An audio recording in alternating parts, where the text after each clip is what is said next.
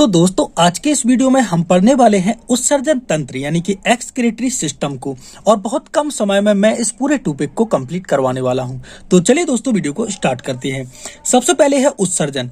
उत्सर्जन क्या कहलाता है? शरीर से नाइट्रोजन युक्त हानिकारक पदार्थों को बाहर निकालना उत्सर्जन कहलाता है। जी हाँ दोस्तों, शरीर से जो नाइट्रोजन युक्त हानिकारक पदार्थ रहते हैं उनको बाहर निकालना ही उत्सर्जन कहलाता है।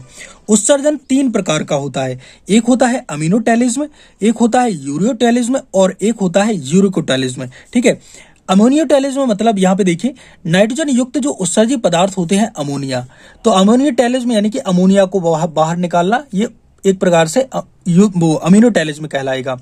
यूरिया को बाहर निकालना कहलाएगा यूरियोटैलिज्म, और यूरिक एसिड को बाहर निकालना कहलाएगा यूरिकोटैलिज्म। तो ये नाइट्रोजन युक्त उत्सर्जित पदार्थ कौन कौन से हैं? अमोनिया, यूरिया और यूरिक एसिड। अब देखिए यहाँ पे हम बात कर लेते हैं सबसे ज्यादा जहरीले पदार्थों में अमोनिया सबसे ज्यादा जहरीला होता है, यूरिया उससे कम मतलब थोड़ा कम जहरीला होता है, और यूरिक एसिड ये बहुत कम जहरीला होता है। तो यहीं पर मैंने लिखा है अमोनिया ये बहुत ज्यादा जहरीला, यूरिया ये थोड़ा कम जहरीला, और यूरिक एसिड ये सबसे कम जहरीला होता है। अब देखिए यहाँ पे लिखा है अमोनिया को शरीर से बाहर निकालने के लिए बहुत सारा पानी चाहिए। अब अमोनिया को शरीर से बाहर निकालने के लिए बहुत सारा पानी चाहिए। अब बहुत सारा पानी चाहिए, इसलिए जलीय जीव जो होते हैं उनमें अमोनिया का उत्सर्जन होता है। सब मतलब जलीय जो अमोनिया का उत्सर्जन कौन करता है? जलीय जीव। ये जलीय जीव मतलब जो जल में रहते हैं, उदाहरण जैसे मछली। अब यहाँ पे अपवाद भी 2 मैंने लिखे हैं, जैसे कि मेंढक और केंचुआ। अब ये मेंढक होता है और केंचुआ होता है क्योंकि ये जल और थल दोनों में रहते हैं। तो मेंढक जब जल में रहेगा तो ये अमोनिया का उत्सर्जन करेगा, और जब ये थल में रहेगा तो फिर ये यूरिया का उत्सर्जन करेगा। ऐसे केंचुए के साथ भी रहता है। ठीक है, केंचुआ जब जल में रहेगा तो अमोनिया का उत्सर्जन करेगा, और जब थल में रहेगा तो यूरिया का उत्सर्जन करेगा। तो आगे हम जब यूरिया और यूरिक अम्ल को पढ़े उससे पहले हमें 2 शब्दों को पढ़ना है। एक है स्तनधारी और दूसरा है सरीसृप। स्तनधारी देखिए क्या कहलाता है? जिनके पास स्तन ग्रंथियां हो वे स्तनधारी कहलाते हैं। दूसरा है जिनके बाह्य कर्ण हो यानी कि जिनके कर्ण दिखाई दे रहे हो, और जो बच्चों को जन्म देते हो। ये अंडा नहीं देते, ये बच्चों को जन्म देते हैं। जिनके शरीर पर बाल होते हैं, जिनके शरीर पर बाल होते हैं वो सभी प्राणी स्तनधारी कहलाते हैं। दूसरा है सरीसृप। सरीसृप क्या कहलाता है? सिर धड़ पूंछ होती है। सरीसृप की क्या होती है? सिर धड़ पूंछ, ये तीनों होती है। जो रेंग कर चलते हैं उन्हें ही हम सरीसृप कहते हैं, जो रेंग कर चलते हैं। ठीक है, जैसे कि सांप हो गया, आपकी छिपकली हो गई, ये सभी सरीसृप में आते हैं। तो अमोनिया की तो बात हमने कर ली। अब बात करते हैं हम यूरिया की, फिर हम यूरिक एसिड की बात करेंगे। तो यूरिया जो है वह कम जहरीला होता है। कम टॉक्सिस मतलब होता है जहरीला। तो कम जहरीला है, इसलिए इसे उत्सर्जन के लिए मतलब इसे कम पानी चाहिए। जो यूरिया है इसके लिए क्या चाहिए? कम पानी चाहिए। तो स्तनधारी यूरिया का उत्सर्जन करते हैं, जैसे कि मानव हो गया, जानवर हो गया, ये सभी यूरिया का उत्सर्जन करते हैं। अब इसमें 2 अपवाद हैं जो कि मैंने आपको पहले ही बताया है। चूंकि मेंढक है ये थल में भी रहता है इसलिए ये यूरिया का भी उत्सर्जन करता है, और केंचुआ है जब भी ये थल में रहेगा यानी कि जमीन पर रहेगा तो ये यूरिया का उत्सर्जन करेगा। ठीक है, तो ये दोनों अपवाद हैं। बात कर लेते हैं यूरिक एसिड की।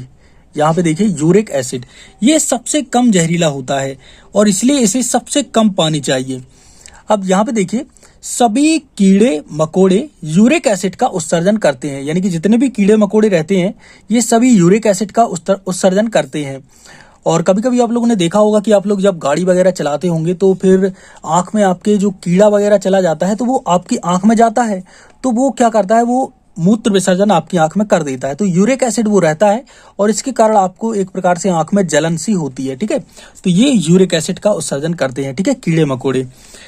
और अन्य कीट वर्ग जो रहते हैं जैसे कि मच्छर, मकड़ी, जो मक्खी होती है, ठीक है, मकड़ी यहाँ पे मक्खी लिख देते हैं, चींटी, चीटा, ठीक है, सभी सरीसृप यानी कि छिपकली, सांप, कछुआ जो रेंग कर चलते हैं, ठीक है, सभी पक्षी, ये सभी क्या है? ये आपके यूरिया अम्ल का यानी कि यूरिक एसिड का उत्सर्जन करते हैं।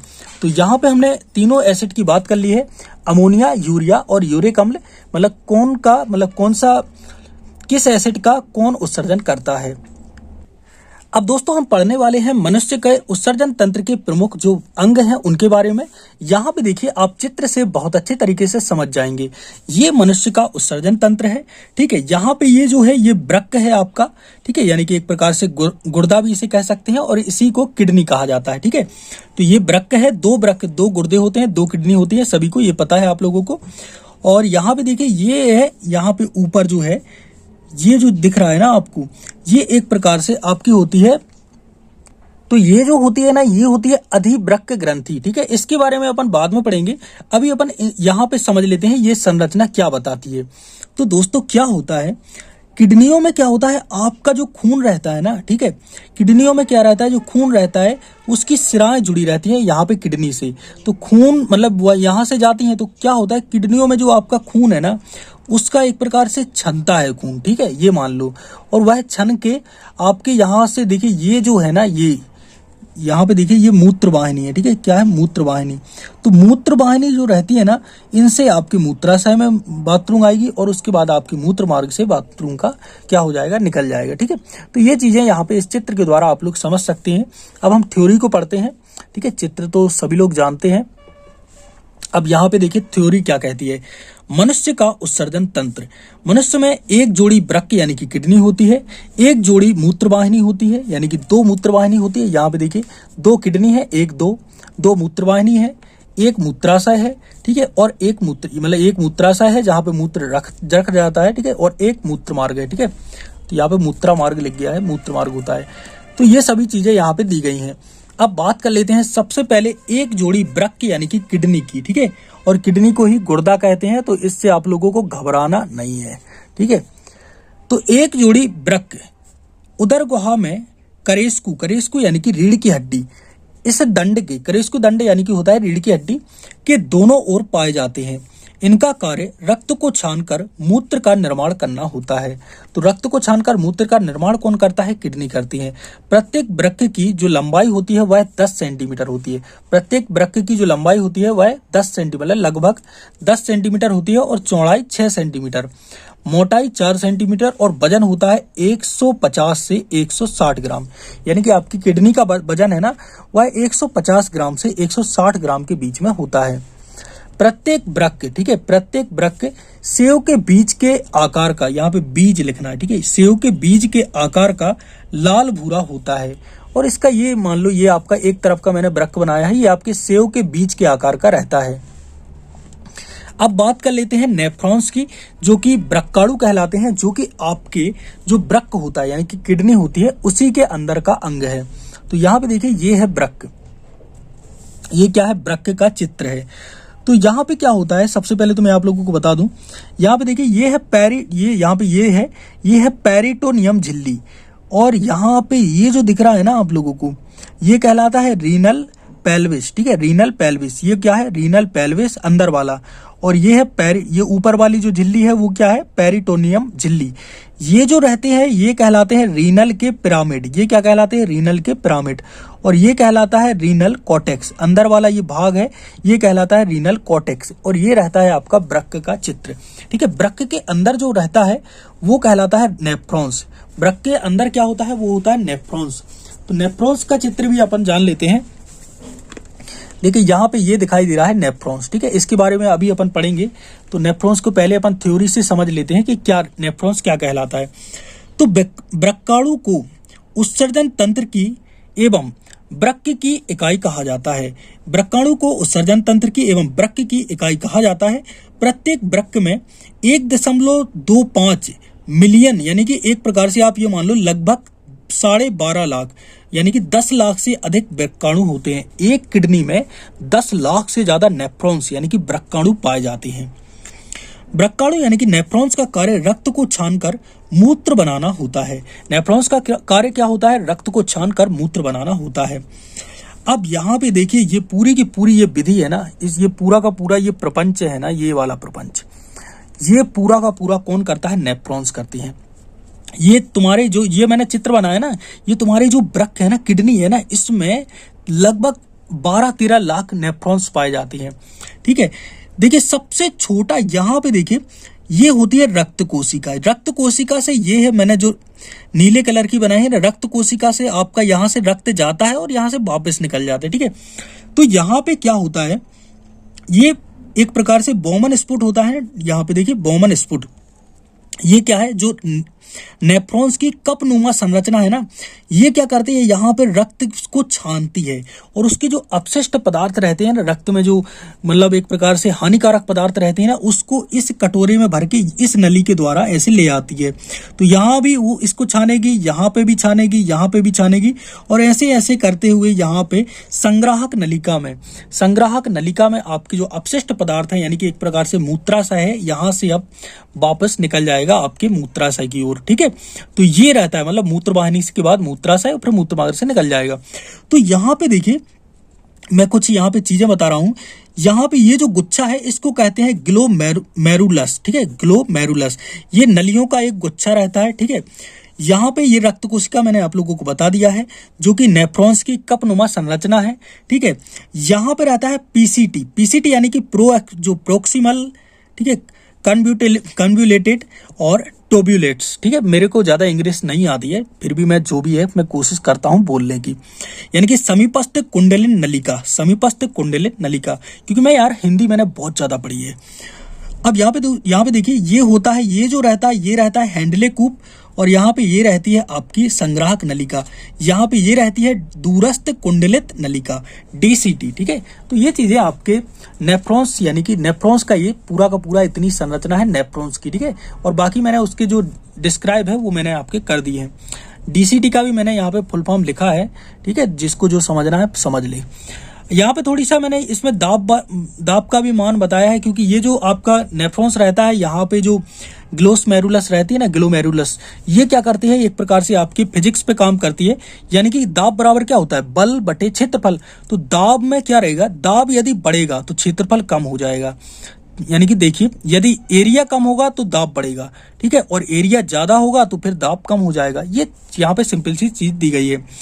ठंडे या बरसात में पसीना ना निकलने से मूत्र ज्यादा बनता है, ये बात आपको दिमाग में रखनी है, और हमें बार बार मूत्रालय की ओर जाना पड़ता है। तो ठंड या बरसात में यदि आपको बहुत ज्यादा बार मतलब मूत्राशय में जाना पड़ता है, मूत्रालय में जाना पड़ता है, तो इसके लिए टेंशन वाली बात नहीं है, क्योंकि पसीना नहीं निकलता आपका, तो इस समय पे मूत्र ज्यादा बनता है, ठीक है। अब दोस्तों हम बात करते हैं मूत्र निर्माण के पद। तो सबसे पहले होता है मूत्र का अति सूक्ष्म छनन, जो कि होता है ग्लोमेरुलस में, ठीक है, ये मैंने आपको बता दिया है। इसके बाद होता है नलिकीय स्त्रावण, जो कि नलियों में होता है, और उसके बाद होता है पुनः अवशोषण, जो कि हैंडले लूप में होता है, ठीक है, हैंडले लूप में होता है। इसके बाद दोस्तों अब मूत्र के बारे में भी हमें कुछ जानकारी पता होनी चाहिए, क्योंकि इससे भी आपके एग्जाम में भर भर के प्रश्न आते हैं। तो मूत्र क्या होता है, मूत्र का जो पीएच मान है वह होता है 6.0, यानी कि 6 मूत्र का पीएच मान होता है, यानी कि यह अम्लीय प्रकृति का होता है। मूत्र का जो रंग होता है वह पीला रंग क्यों होता है, क्योंकि मूत्र का रंग पीला रंग उसमें उपस्थित यूरोक्रोम नामक वर्णक के कारण होता है। यूरोक्रोम के कारण मूत्र का जो रंग होता है वह पीला होता है।